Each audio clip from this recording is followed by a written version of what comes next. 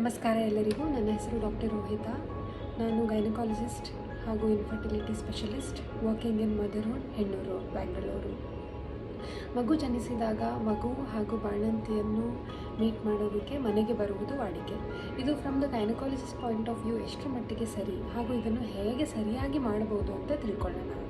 ಚೊಚ್ಚಲ 3 ತಿಂಗಳು ಅಂದರೆ ಮೊದಲ 3 ತಿಂಗಳು ಮಗುವನ್ನು ಹಾಗೂ ಬಾಣಂತಿಯನ್ನು ನೋಡುವುದಕ್ಕೆ ಹೋಗುವುದು ಅಷ್ಟು ಉತ್ತಮವಾಗಿರೋದಿಲ್ಲ, ಏಕೆಂದರೆ ಅವರ ಒಂದು ಇಮ್ಯುನಿಟಿ ಬಹಳ ಸೂಕ್ಷ್ಮವಾಗಿರುತ್ತದೆ. ಹೋದಾಗ ಕೈಕಾಲು ತೊಳೆದುಕೊಂಡು ಬಾಣಂತಿ ಇರುವ ರೂಮನ್ನು ಎಂಟರ್ ಮಾಡಿ. ಮಗುವನ್ನು ಆದಷ್ಟು ಮುಟ್ಟದೆ ಹಾಗೆ ನೋಡುವುದು ಉತ್ತಮ.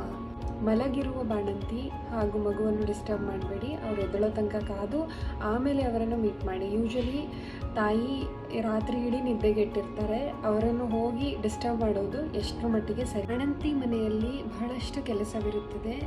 ಹೋದಾಗ ಒಂದಿಷ್ಟು ಅವರಿಗೆ ಹೆಲ್ಪ್ ಮಾಡಿದರೆ ಅವರು ಕೂಡ ಸ್ಟ್ರೆಸ್ ಫ್ರೀ ಆಗಿರ್ತಾರೆ. ಬಾಣಂತಿ ಹಾಗೂ ಮಗುವಿನ ಮುಂದೆ ನಕಾರಾತ್ಮಕ ಆರ್ ನೆಗೆಟಿವ್ ಕಾಮೆಂಟ್ಸನ್ನು ಮಾಡುವುದನ್ನು ಅವಾಯ್ಡ್ ಮಾಡಿ.